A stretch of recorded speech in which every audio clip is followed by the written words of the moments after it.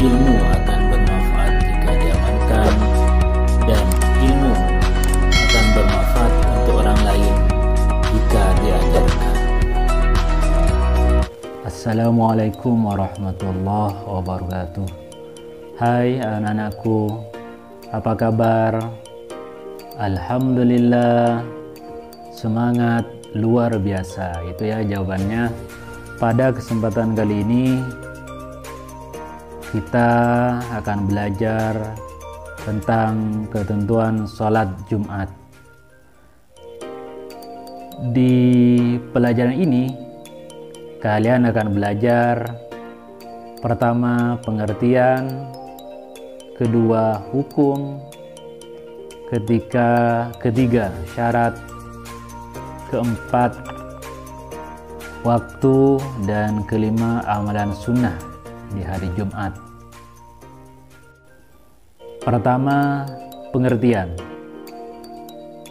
Sholat Jumat adalah sholat wajib 2 rakaat yang dikerjakan secara berjamaah di hari Jumat sebagai pengganti sholat zuhur dan diawali dengan 2 khutbah. Dari pengertian ini dapat dipahami bahwa jika ada orang yang berhalangan untuk melaksanakan sholat Jumat, baik disengaja atau tanpa sengaja, maka dia tetap wajib melaksanakan sholat zuhur. Kemudian 2 hukum sholat Jumat. Sholat Jumat adalah fardu ain bagi laki-laki, yaitu kewajiban kepada setiap individu muslim laki-laki.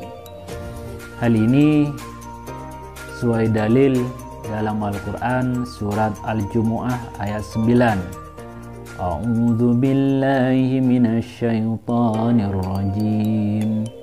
Bismillahirrahmanirrahim. Ya ayyuhalladzina amanu idza nudiya lis-salati min yaumil jumu'ah fas'au ila dzikrillahi wa dzarul bai'. Dzalikum khairul lakum in kuntum ta'lamun. Al-ayah.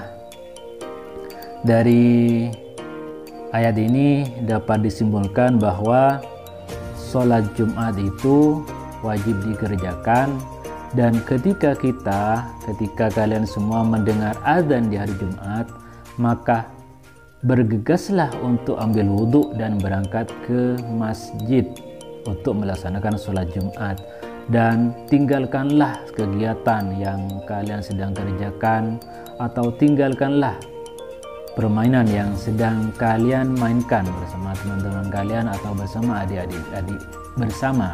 adik-adik kalian.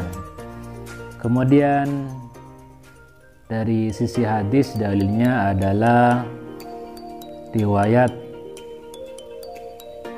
Imam Abu Daud dari Thariq bin Shihab radhiyallahu anhu, an-Nabi sallallahu alaihi wasallam qala, al-jum'atu haqqun wajibun ala kulli muslimin fi jama'atin illa arba'atan, abdun mamlukun aw imra'atun aw sabiyun aw maridun. Jadi kesimpulannya, sholat Jumat itu wajib atas setiap muslim laki-laki secara berjamaah, kecuali bagi 4 golongan. Yang pertama adalah hamba sahaya atau budak. Yang kedua, perempuan. Jadi perempuan tidak wajib. Yang ketiga, anak kecil yang belum baligh. Kemudian yang keempat, orang yang sedang sakit. Syarat sholat Jumat. Syarat ini ada dua, syarat wajib dan syarat sah sholat Jumat. Syarat wajib yang pertama Islam.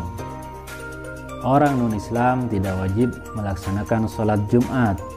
Yang kedua laki-laki. Perempuan tidak wajib melaksanakan sholat Jumat. 3. Baligh. Harus baligh yang menjadi syarat sah, syarat wajib dalam melaksanakan sholat Jumat. Baligh itu untuk laki-laki ketika sudah pernah bermimpi basah, kemudian bagi perempuan sudah haid. Keempat, merdeka, bukan budak, bukan hamba sahaya, tetapi di sini budak hamba sahaya sudah dihapus dalam ajaran Islam, apalagi di Indonesia sudah tidak ada yang namanya perbudakan. 5. Berakal. Orang gila atau orang stres itu tidak wajib melaksanakan sholat Jumat. 6. Mukim. Artinya dia menetap di suatu tempat dalam waktu 3 hari, maka dia wajib melaksanakan sholat Jumat. Musafir yang sedang melakukan perjalanan dalam jarak sekitar 80 sampai 90 km, dia tidak wajib melaksanakan sholat Jumat. Kemudian syarat sah. Ini berhubungan dengan pelaksanaan sholat Jumat. Yang pertama, dilaksanakan di waktu zuhur, yaitu sekitar 3 jam setelah tergelincir matahari sampai masuk waktu asar. Jadi semua kegiatan yang berhubungan dengan kegiatan sholat Jumat, baik itu khutbah maupun pelaksanaan sholatnya, harus di waktu zuhur. Jika khutbah dilaksanakan sebelum waktu zuhur, maka tidak termasuk di dalam hal ini. 2. Di area pemukiman warga. Jadi pelaksanaan sholat Jumat harus di pemukiman, bukan di hutan, bukan di tempat yang tidak ada penduduknya. 3. 40 orang yang memenuhi syarat wajib. Jadi anggota jemaah sholat Jumat itu harus berjumlah 40 orang dan semuanya harus termasuk yang berkewajiban melaksanakan sholat Jumat sebagaimana disebut di awal tentang syarat wajib sholat Jumat. Yang kedua, 4. Tidak ada 2 sholat di dalam satu dusun. Jika terpaksa di dalam satu dusun ada 2 pelaksana sholat Jumat, maka yang sah adalah yang pertama. Kemudian kelima, sholat Jumat harus didahului dengan 2 khutbah. Dan khutbah ini ada di awal sholat Jumat, beda dengan sholat hari raya. Khutbah di sholat hari raya adalah setelah sholatnya. Waktu pelaksanaan sholat Jumat adalah di waktu zuhur, yaitu waktu setelah tergelincir matahari sampai masuk waktu asar. Kalau kita hitung, waktunya sekitar 3 jam. Semua rangkaian kegiatan di hari Jumat itu yang berhubungan dengan sholat Jumat harus di waktu zuhur. Bagian kelima dari bab ini adalah amalan sunnah. Amalan sunnah di hari Jumat itu yang pertama adalah mandi. Mandi yang dimaksud adalah mandi dengan kepala. Jadi rambut juga harus basah, harus disiram. Waktunya adalah mulai terbit fajar yaitu waktu subuh sampai masuk waktu zuhur. Dan di dalam hal ini dianjurkan melafalkan niat. Niatnya adalah Bismillahirrahmanirrahim. Nawaitul uslah li huduril jum'ah lillahi ta'ala. Aku berniat mandi karena hadirnya Jumat karena Allah Ta'ala. Yang kedua, menyikat gigi.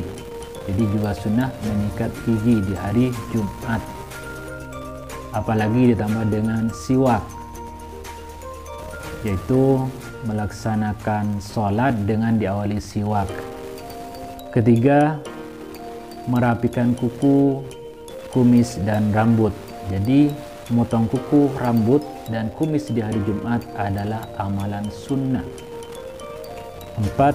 Memakai wangi-wangian. Wangi-wangian yang dimaksud adalah wangi-wangian atau minyak yang tanpa alkohol. Berikutnya, kelima, bersegera ke masjid. Orang yang awal pergi ke masjid itu akan mendapatkan pahala seperti unta. Kemudian berikutnya,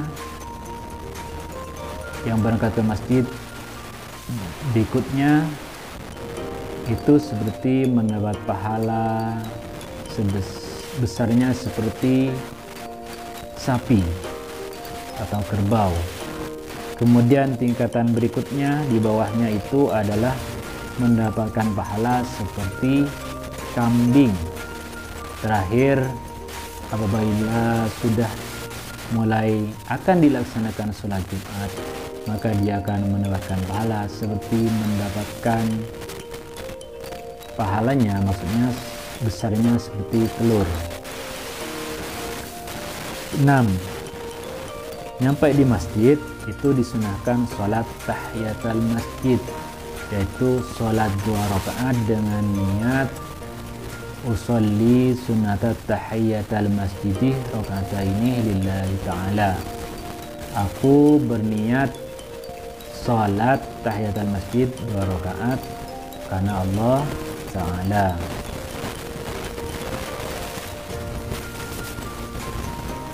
Dan di hari Jumat ini juga nomor 7 dianjurkan untuk membaca Al-Quran, zikir, dan doa, terutama membaca surah Al-Kahfi. Jadi di hari Jumat itu disunahkan membaca surah Al-Kahfi. Salah satu faedahnya adalah insya Allah kita orang-orang yang melaksanakan, yang rutin membaca surah Al-Kahfi, maka dia akan terhindar, akan dilindungi oleh Allah dari fitnah Al-Masih Ad-Dajjal. Kemudian anjuran yang berikutnya amalan sunnah yang ke-8 adalah memperbanyak baca sholawat. Di hari Jumat itu banyak-banyaklah adik sekalian, anak-anakku sekalian membaca sholawat. Yang terakhir 9, amalan di hari Jumat itu sangat penting adalah mendengarkan khutbah. Kita sebaiknya ketika nyampe di masjid kita duduk dengan rapi, kita mendengarkan apa yang disampaikan oleh khatib dari atas mimbar. Oke anak-anakku sekalian, demikian pelajaran hari ini. Semoga kalian paham, semoga kalian bisa mengamalkan apa yang telah disampaikan. Semoga ilmunya bermanfaat dan barokah. Sampai di sini dulu, ketemu di kesempatan yang berbeda. Wassalamualaikum warahmatullahi wabarakatuh.